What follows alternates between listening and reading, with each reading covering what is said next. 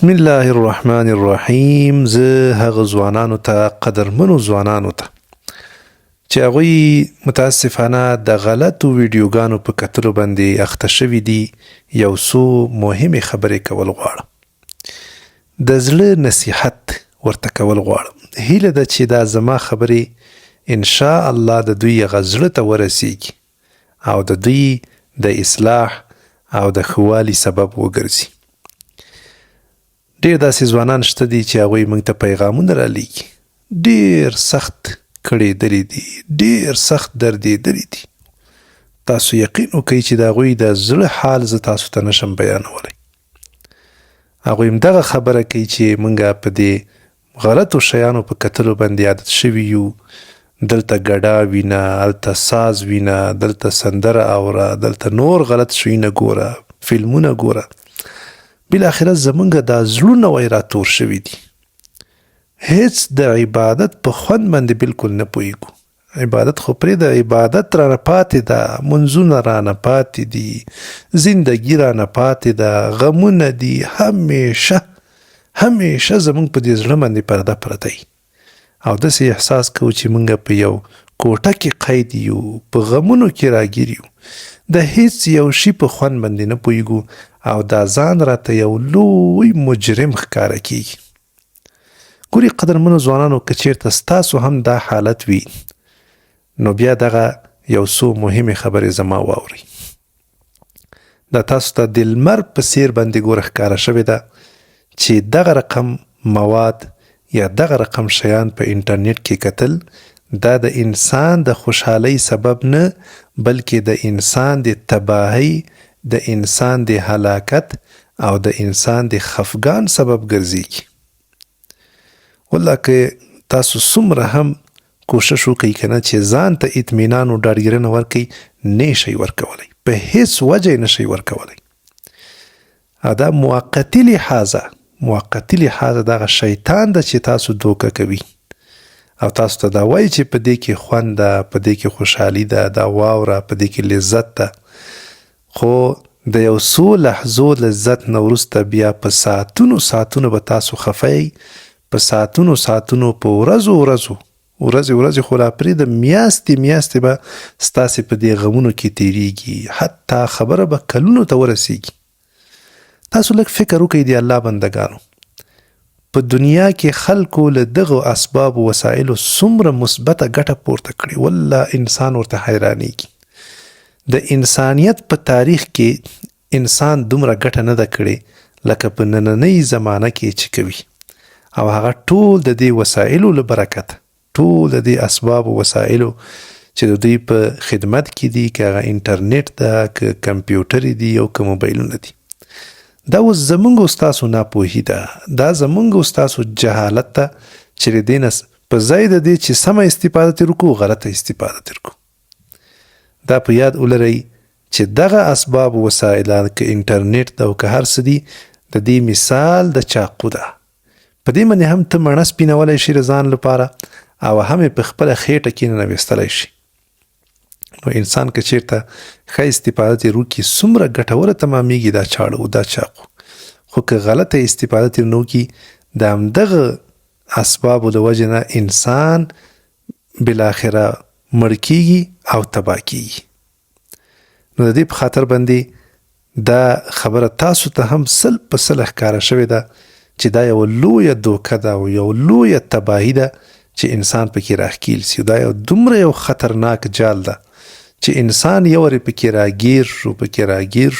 راګیر شو نو بیا د دې نه خلاصېدی هم نشي، مګر دا چې د الله جل جلاله په هغه باندې یو رحم وي، د الله جل جلاله ورباندې مهرباني وي او الله جل جلاله په خپل قدرت باندې رامنې کړي. د دې په خاطر باندې مهرباني وکړئ. اوس هم سری وخت تاسو لږ فکر وکړئ د خپل ژوند ته، د بل اړخ ته هم لږ فکر وکړئ د الله بندګانو. تاسې څومره یو لوی کار په دې خپل ژوند کې کړی ده. زه چې کله ځوانانو ته د دوی دغه ایمان ور یاد کړم چې په تاسو کې ایمان شته ده. که ایمان در کې نه وای خو تاسو به نه ځورېدئ، نه به کړېدئ. خو دا نن چې ځورېږئ او کړېږئ او خفه او ځان ته شرمنده دا په دې دلیل ده چې تاسو په دې ګناه باندې راضي نه یې. دا ګناه تاسو خفه کوي د همدې په خاطر باندې چې تاسو کې ایمان شته ده. الحمدلله. اول لا دا ایمان دومره یو لوی نعمت ده، دومره یو غټ ستوری ده، دومره یو ښکلې رڼا ده چې هر رقم تیاره او هر رقم ګناه دا د دې ایمان په مقابل کې هیڅ ده، بالکل ورسره برابرېدلی نشي. نو د دې په خاطر باندې مهرباني وکړئ، هغه ایمان چې تاسو یې لرئ، هغه په الله جل جلاله باندې چې تاسو په غیب باندې ایمان راوړئ، تاسو ډیر یو لوی لاسته راوړنه لرئ په ژوند کې، یو زښته ډیر غټ کار مو کړی ده. دا یو ملغلره ده چې تاسو سره ده. هغه چې کوم ګناهونه دي هغه د دې په مقابل کې هیڅ شی نه دي، ډیر کم دي. که څومره هم تاسو دا غلط شیان لیدلي وي د الله جل جلاله په خاطر باندې دا پرېږدئ، نور بس ده. که دا د انټرنیټ د وجې نه درمنده کېږي، انټرنیټ قطع که چېرته د میموري کارت د وجې نه در باندې دا ګناهونه کېږي، هغه مات که، ختم یې که، لرې که یا یې خرڅ که. که چېرته تا سره دا غټ موبایل ده، د دې په خاطر د نه ګناهونه کېږي، ختم که دا موبایل. خیر د په وړکي موبایل باندې هم ګزاره کېدی شي او هېڅ خبره په دې کې نشته. نو دومره مهرباني وکړئ، دغه ګناه انسان چې دوامداره کوي، یو وخت کې یې زړه تورېږي، بالکل حالت خرابېږي، وسوسې ورته پیدا کېږي، شیطانان په داسې انسان باندې لوبې کوي او ورپورې خاندي، بې عزته کوي، ذلیله کوي.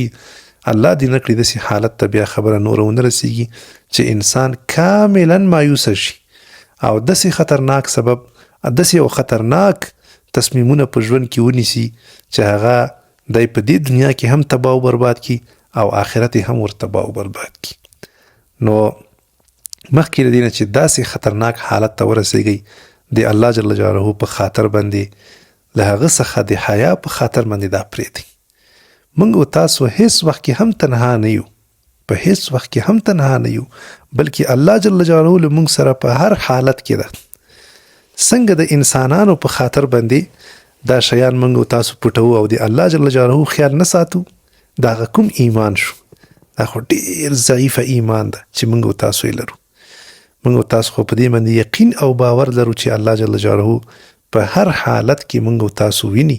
نو ولې بیا د الله جل جلاله خیال نه ساتو، د الله جل جلاله مراعات نه کوو، د الله جل جلاله څخه حیا نه کوو؟ باید الله جل جلاله څخه حیا وکړو. دغه یوازینۍ د حل لاره ده. بس د الله جل جلاله په خاطر باندې دا شیونه پرېږدو، د دې په خاطر باندې چې زموږ او ستاسو دا زړونه بیرته روښانه شي. انشاءالله زموږ او ستاسو دا زړونه چې کوم خیره پکې راغلی ده، کوم توره تیاره پکې راغلی، هغه بیرته په صفایي باندې او په روښنایي باندې انشاءالله بدله شي. کوشش وکړئ چې تنها ونه اوسېږئ. کوشش وکړئ چې د دغې ګناه په وجه باندې منځونه پرېنږدئ. منځونه، نیک عملونه، عبادتونه دې ته بیا هم ادامه ورکړئ، ځکه دغه نیک عملونه د دې له برکته انسان الله جل جلاله له ګناهونو څخه ساتي. ښه ملګري ځان لپاره پیدا کړئ، تنها مه اوسېږئ، یو ځای ورسره واوسېږئ. څومره چې کېدلی شي انټرنیټ محدود کړئ او د موبایل استعمال محدود کړئ. الله جل جلاله به انشاءالله تاسو ته توفیق درکوي چې له دې ګناه څخه خلاص شئ. باقي موږ تاسو ته اسلام لکه څرنګه چې مونځ راښودلی، دغه رقم یو بل لوی عبادت هم موږ تاسو ته راښودلی چې هغه صبر کول دي. صبر وکړئ د الله جل جلاله لپاره. د الله بندگانو دا ټول ضرورتونه به انشاءالله ستاسې په خپل وخت باندې په ډیره ښه طریقه باندې انشاءالله پوره کیږي. صبر درلودل ډیره مهمه دی او دا یو لوی عبادت ده زموږ او ستاسو په ژوند کې. الله جل جلاله دې موږ تاسو ټولو ته توفیق راکړي چې له دغسې ناوړه ګناهونو څخه ځانونه وساتو او انشاءالله هغه ایمان چې الله جل جلاله موږ تاسو ته را په نصیب کې کړی ده د هغه ساتنه وکړو. مینه او مننه.